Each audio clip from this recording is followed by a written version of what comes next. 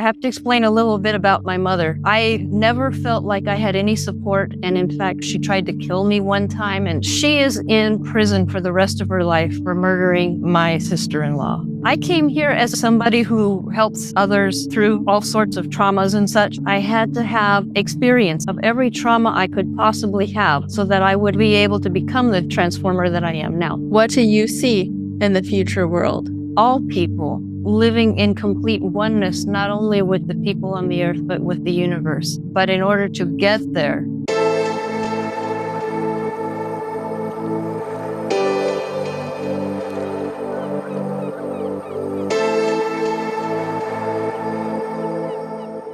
Before we begin, I'd like to offer a trigger warning for some potentially disturbing topics that we'll be discussing in today's interview.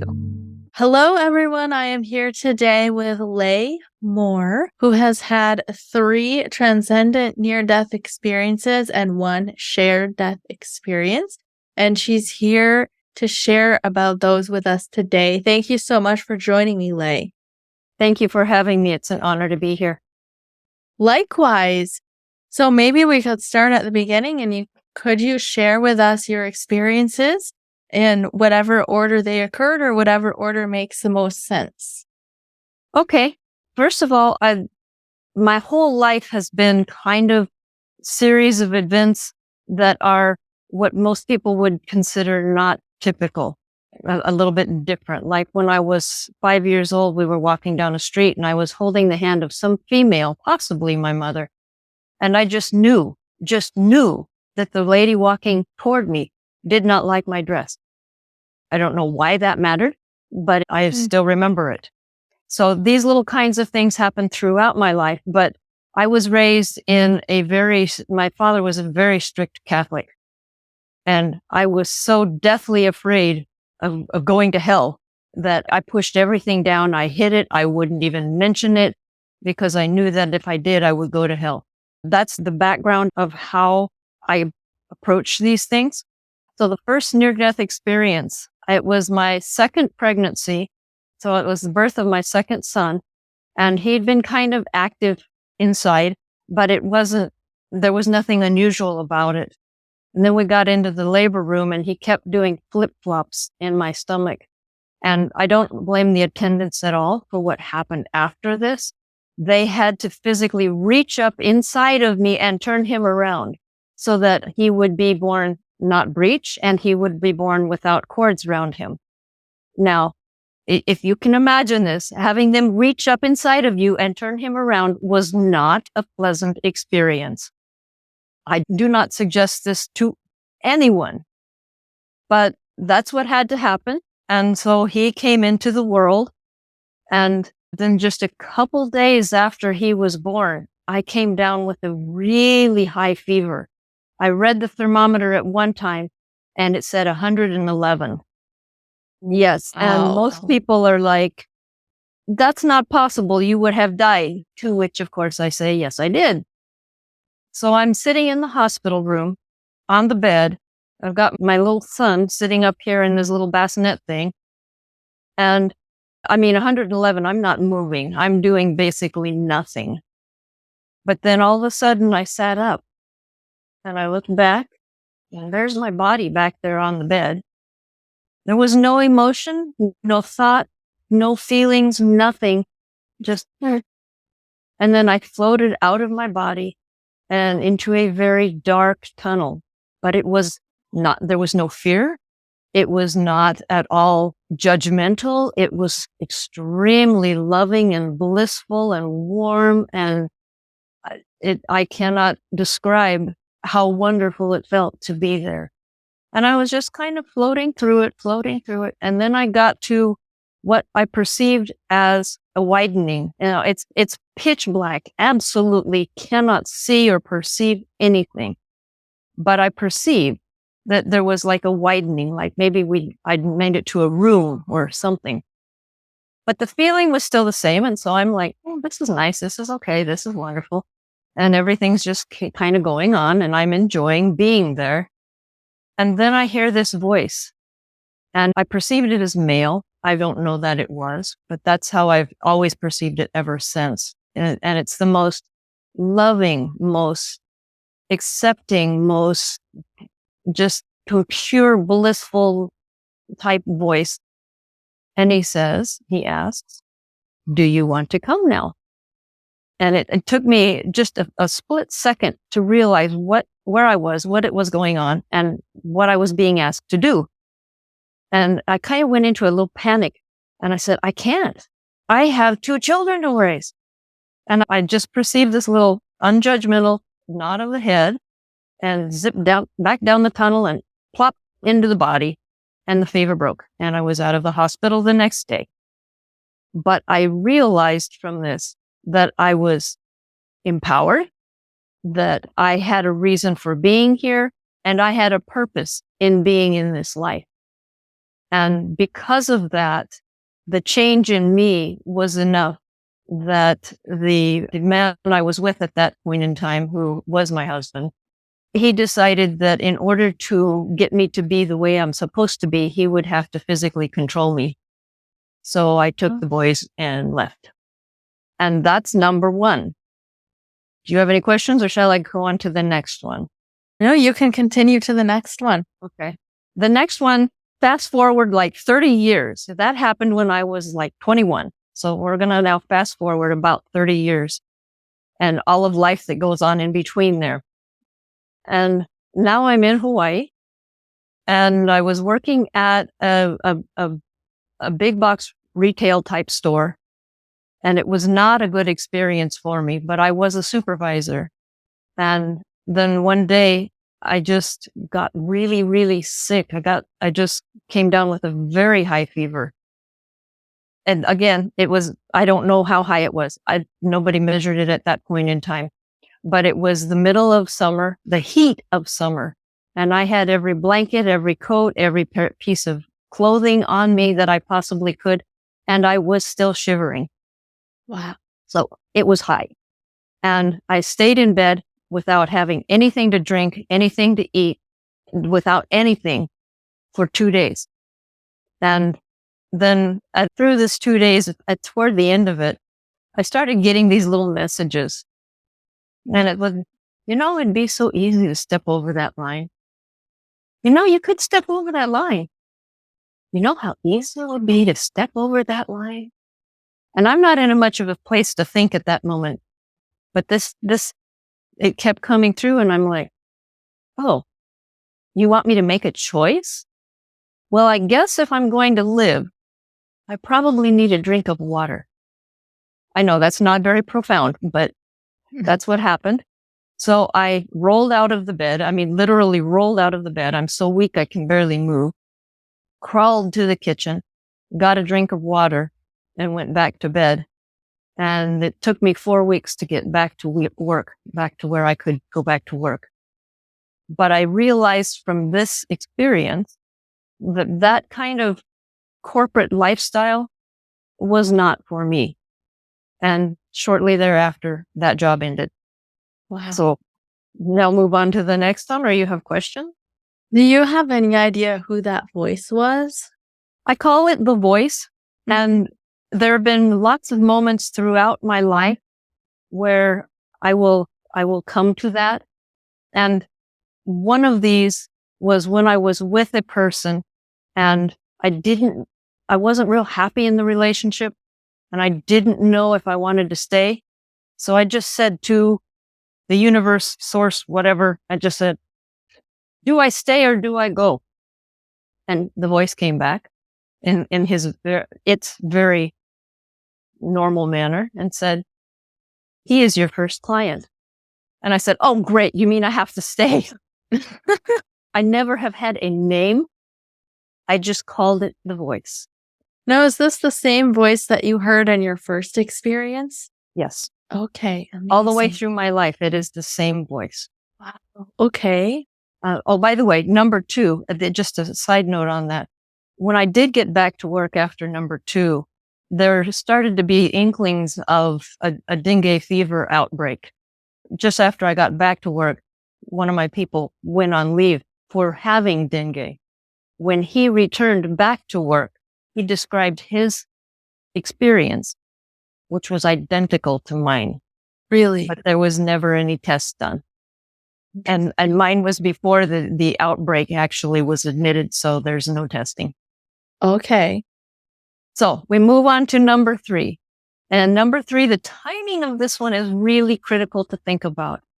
It's the end of August 2019, the very last days of, and I've finished with the eruption and working with people and trying to help the community and all of that kind of stuff that I did. And I'm in a meeting to continue on that work with a friend of mine. And I was feeling like maybe coming down with something, but we don't stop. We just keep going. And I was in this meeting and I noticed that I couldn't lift up the top of a soda can, of a little metal pull ring. I could not lift it up. And I'm like, what's going on here? Well, she very gingerly reached over and pulled it up for me and all was fine. And then I took a drink of it and I thought, oh, this tastes kind of funny. I wonder what's going on here. But we continue on. The meeting went on. And then the next day, my husband and I were supposed to go shopping. And he was getting ready. And I said, oh, I'm just going to lay down for 15 minutes while you get ready. Well, I woke up 2 hours later with a very high fever. Again, another high fever. And this fever lasted for 2 days. And again, 2 days. And it was just the same, very high fever, middle of summer, heat of summer for us. And it was just, I couldn't move, basically. But then during these 2 days, this time I went somewhere. I can't tell you where it was, but I was in a place where it was kind of a brown, pink, orange, grayish color. It was completely indistinct, as if this was a fog, but it wasn't wet, and it was warm and just blissful again, just that very blissful feeling. And I'm just enjoying it, and I'm hearing these beings, lots of beings around me, and they're all chanting to me over and over, you have done what you came here to do. You have done what you came here to do. And I'm like, oh, that's so nice. Oh, that's wonderful. What? And then instantly I'm back in my body again. And I thought, if I've done what I came here to do, why am I still here? And so this was my turning point into a real spiritual way of living. And I thought, if I'm going to be here, and I don't know how long I'm going to be here, maybe I should figure out how to die. Maybe I should clean up all of my loose ends and make it as easy for whoever is here after me. Maybe I should do all of these things. And so one of my first teachers was Ram Dass. So I'm sitting on the couch one day and I'm listening to Ram Dass, and I just went into this completely blissful state. I'm completely awake, completely lucid. And this blissful wave of energy just comes over me. And I'm just like, oh, wow. And it took me a little bit to realize that at that moment, I was being given an opportunity to feel and be what oneness and unity feels like. And it lasted for a couple of days, and it was just so, I didn't want to be anywhere else. I just wanted to be in this feeling forever. I kind of guess I had an inkling that it was not going to last, but it was so amazing. And so I continued to learn, and eventually I spread my wings a little further than Ram Dass, but he continued to be my main teacher for quite a while. And so that was where I really started getting my spiritual basis from. So any questions, or do I move on to the last one? Well, I guess my question would be the same one that you asked yourself. If you had done everything you came here to do, then why did they send you back? I don't know if you have an answer to that or not. I do now. I didn't at the time, but I was here. What I had done, what I had come here to do, was what some people might call a soul contract. And I had finished one soul contract and I had moved into something else. which was my spiritual existence. But I didn't know that at the time. Interesting. What I is had I had done. I hadn't been, but I had done what I came here to do. Now it was time to be. Oh, interesting. Do you know what the contract was? The contract was I came here as a transformer, which is somebody who helps others transform through all sorts of traumas and such. In order to do that, I had to have experience in this lifetime of every trauma I could possibly have so that I would have the foundation to be able to become the transformer that I am now. That's kind of the difference of what I had to do and how to be.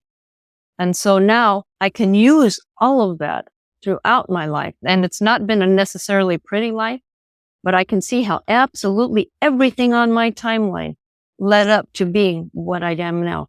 Wow. Amazing. I just recently spoke with someone else who said something similar. Her name's Betty Guadagno, and she had planned a really traumatic first half of her life. And she had gone through all of these experiences.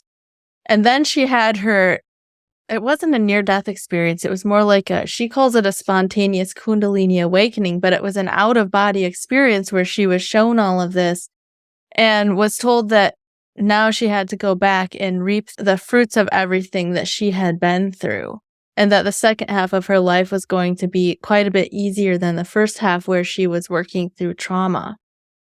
And I'm to the easier part now, and I'm loving this. I mean, I'm so grateful, and it's wonderful to be in this part now. That's amazing. Well, I'd love to hear more about that. But first, let's go over your fourth experience.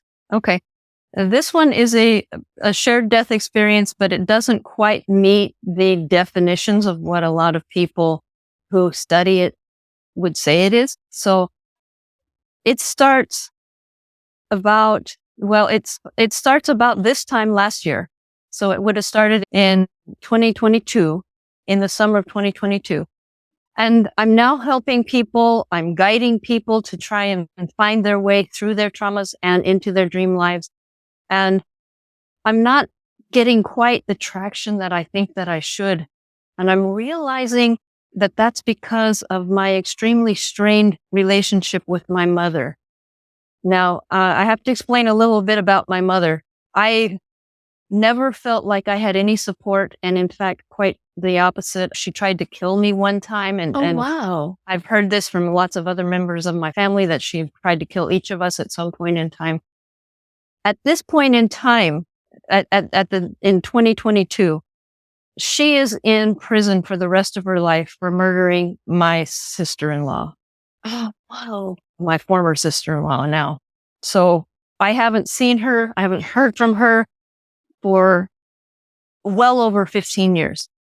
I had no contact. So I have no idea what's going on with her. In fact, the only person who had any contact with the institution was my brother, whose wife, now former wife, she had killed. And he had nothing to do with it at all and was completely exonerated, but he was the only contact they had. I didn't know any of this at the time. So I'm thinking I need to do something to heal these wounds, that I have, to get past it. And I don't have any idea how to do this. And then I heard a friend of mine talking about having a similar past to mine and how she had managed to see her parents as loving her enough to give her the foundation for the rest of her life. And I thought, oh, that's amazing, but that's not possible. And so I just kept letting it roll around in my mind. And finally, I just said to the universe, the source, I need help. How can I do this?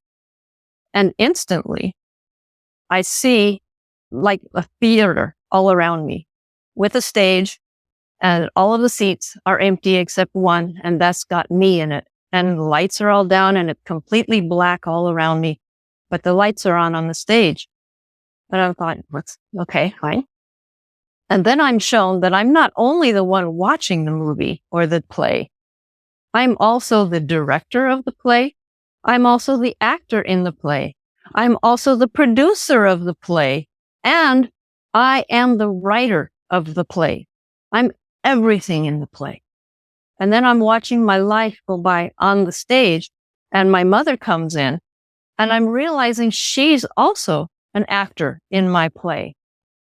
And I'm realizing that we agreed to this so that I could be who I am, and that she loved me enough to come into my existence in this life and do all of those horrible things to me so that I could have the foundation to be who I am today. And that to me was a huge healing moment.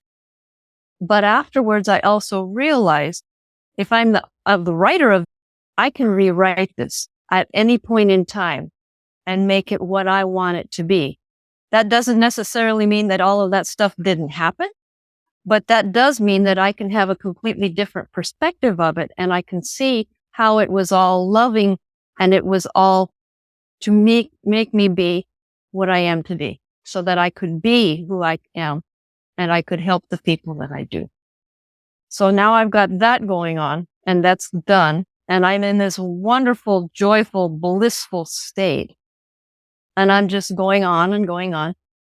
And then mid-December, December 2022, just for no apparent reason at all, I just woke up one day and I just felt so anxious and so jittery and so it's almost painful. And I mean, it feels like I've had 10 cups of very strong coffee and there's nothing I can do about it. Absolutely nothing. And I'm feeling all of this.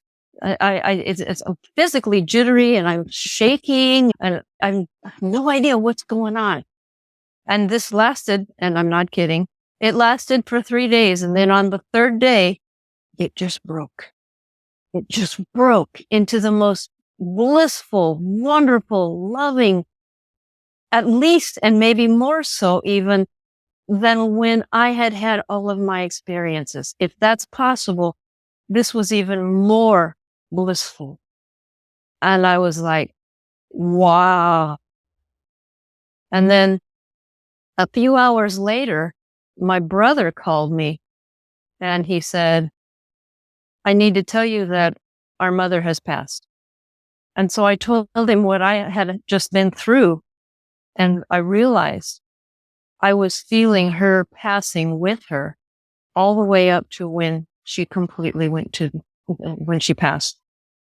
And from that, I'm realizing that I'm the only person in the entire family who would have had the background, the foundation to be able to share this with her. So she shared it with me because I was the only one who could. What a profound experience to have with somebody who put you through what she did as a child to get to that point of being able to share her death with her. Yeah, to me, it's still an honor. I have a much better relationship with her now than I ever did when she was in form. And she talks to me. I talk to her. You know, we've had experiences together. She's had me do several healings, one on her. She got together with my great grandfather and we did one for him. And so, yeah, she's very active on the other side with me now. That is incredible. I'd love to ask you more about that if you don't mind. Go ahead. You mentioned that you were shown that she agreed to play the role that she did to help you become the person that you are now. What are your thoughts on this? Do you think that she or any other soul like her who agrees to play those roles, do you think that they accrue any karma for their actions since they were asked to play those roles? Or is there any effect on their souls from that? I would say actually it's probably the reverse. She was working off her own karmas that she got from generations past. Mm-hmm. And what she asked me to heal was exactly that. The past karmas of the entire family, mm-hmm. which helps everybody now, then, and future. And as I was rewriting my own script, I could see how that was exactly what we had agreed to before we were informed. And since we did all of this and we did it through extreme love, I don't think that she has more karma from it. If there's a karma, it may be between her and some of my other siblings. I don't think so, though. My sister, who had passed some years earlier, and the event of my mother killing my former sister-in-law put my sister over the edge, and she died of liver cirrhosis. Mm. And I was the only one at her bedside when she died. And for between those two, I could see that there could be some karma, but I know beyond all doubt that they are together on the other side now in love. I've seen them, I've felt them, I've heard them. They both talk to me a lot. My sister sings to me all the time. That's beautiful. I do think it's important that I make a note that in talking about these topics, I'm not at all condoning abuse or saying that any of this type of behavior is okay just because it's maybe working for a higher purpose. But we're simply sharing Leigh's perspective on what she was shown about her particular experience. And it's just so inspiring to me how you've come to the place that you have. I agree completely with you. In the world that I see in the future, none of this would ever happen. Right. It would be completely unnecessary. And it should be completely unnecessary. Right. What do you see in the future world?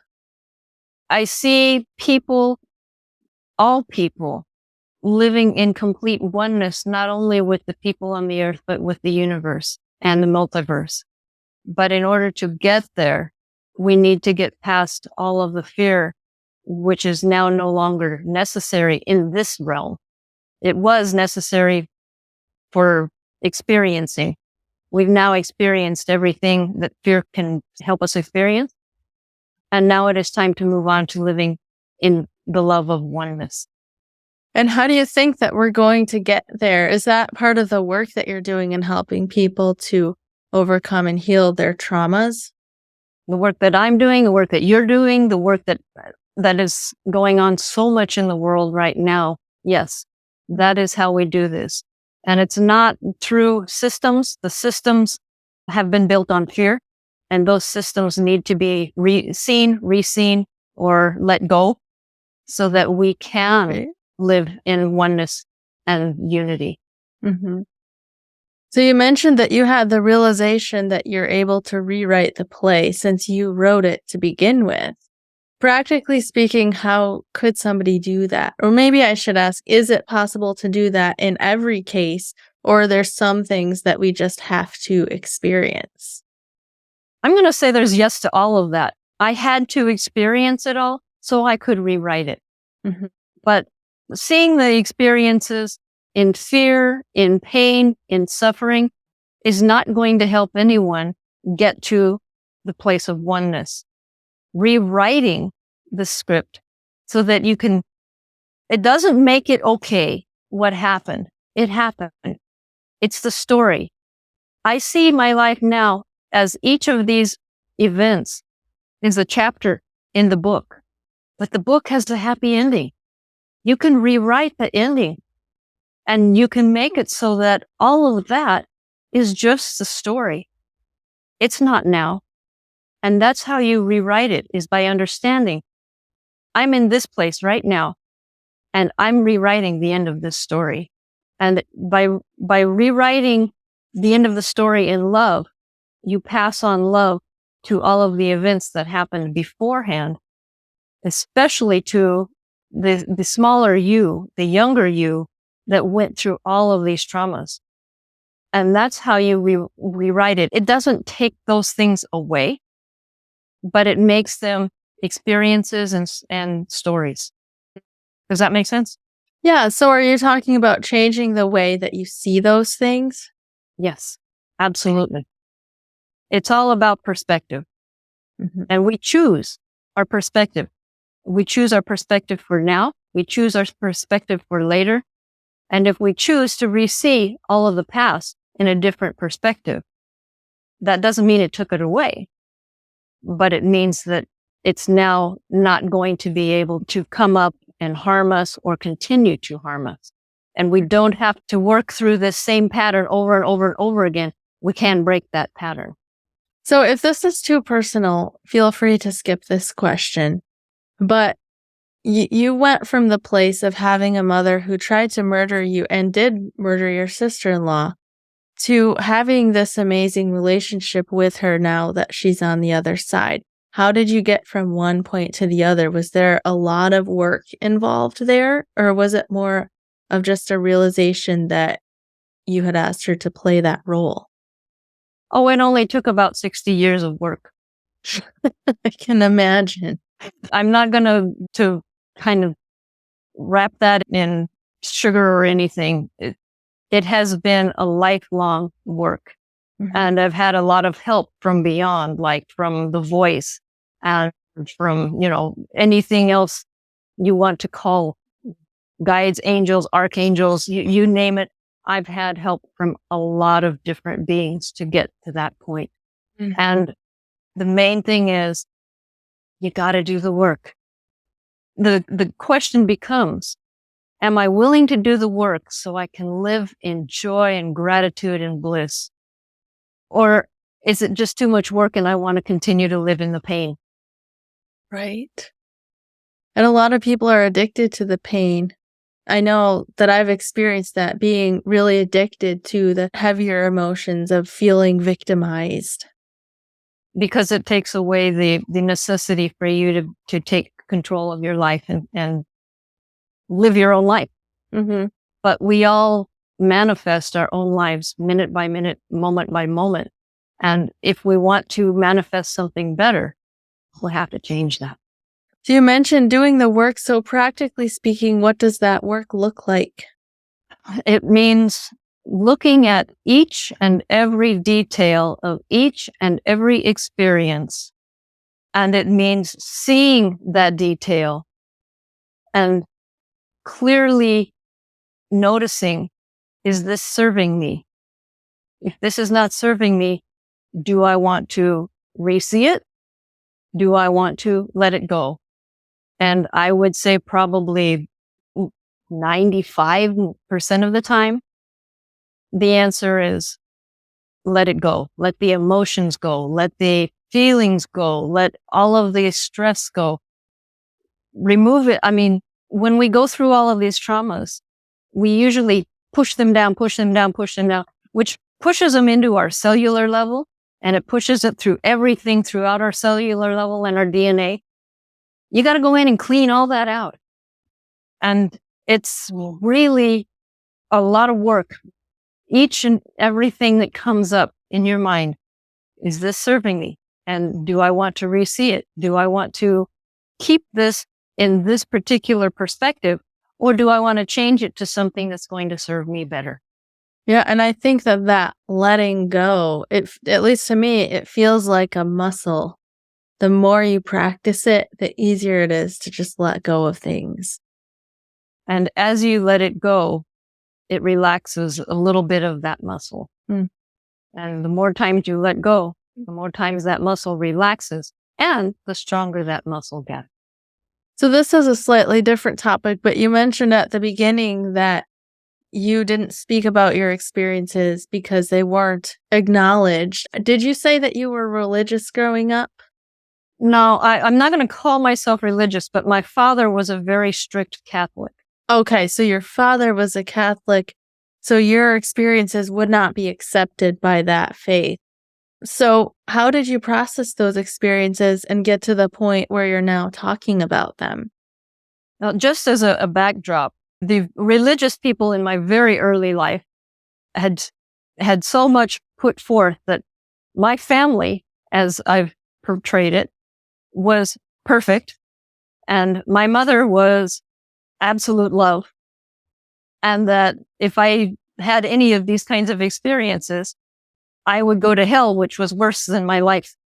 And I'm like, if it's going to be worse than my life, Ain't no way I'm going there. So I pushed it all down just as much as I could. And finally, I realized that that's just hurting me. So how do I get past this religiosity thing? When I was about 13, in fact, I was 13, I thought, as I look at this, the people who they say are going to heaven are these people over here who are going to this church. And they say that everyone else is going to hell. But here we are in this world, and it's becoming more diverse. And I'm seeing all these people who are coming in from various countries and various ways of living life. And they're extremely decent people. Now, why would a loving father say, I'm going to take these hypocrites over here and I'm going to elevate them, but all of these wonderful people over here, I'm going to shun them? And I could not come to terms with that. I simply could not. So one Sunday, I told my mother, I'm not going to church. And I thought she would just explode. But she also, being a divorced mother of 6 children, didn't have the most favorable rating in that community. And so I think they probably gave her a really hard time too. She said, okay, I guess you're not going to church then.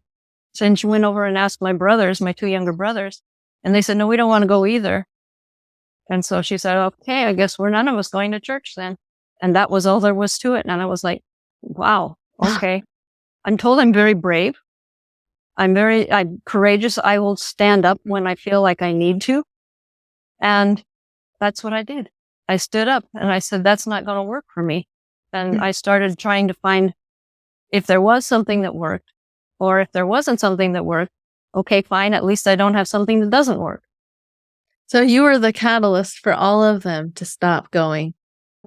Almost. My sister, whom I've already mentioned, she was a rebel extraordinaire, and she kind of set the stage first. Interesting. Okay. So do you have any other experiences that you'd like to share outside of your near-death experiences? The only thing I can think of is that if anybody wants to know more about it, there's the book right there. It's called There Was No Fear. And the truth is, there was no fear. Throughout my life, I mean, that's not to say that there weren't times that were kind of scary, but all of these events, there was no fear. And it taught me that fear is not real. Fear is something we have in our minds, but fear is not real. That's beautiful, Lei. Thank you so much for being willing to share your experiences with us. Would you like to share with the guests where they can find you? Sure. My website is handletheshift, SHIFT.com. And from there, you can see all my other books. You can also see some of my other podcasts. You can get a hold of me and we can talk. You can also find me on Instagram or Facebook under my name on both of those. So I'm not too hard to find. Wonderful. I'll have all those links in the description. Thank you again so much first of all, for doing the work that you came here to do, and for being willing to share your experiences so that others can benefit from that. And thank you for having me today. It's been an honor and a pleasure. Likewise, thank you so much. Thank you for watching the Love Covered Life podcast. Don't forget to subscribe and comment with your thoughts and opinions, and check the description box for the links to my free community where I share lots of resources, my Pay What You Can community where we do classes and challenges together, my TikTok, Instagram, my Clips channel, and lovecoveredlife.com where I share my paintings. Thank you so much for your support.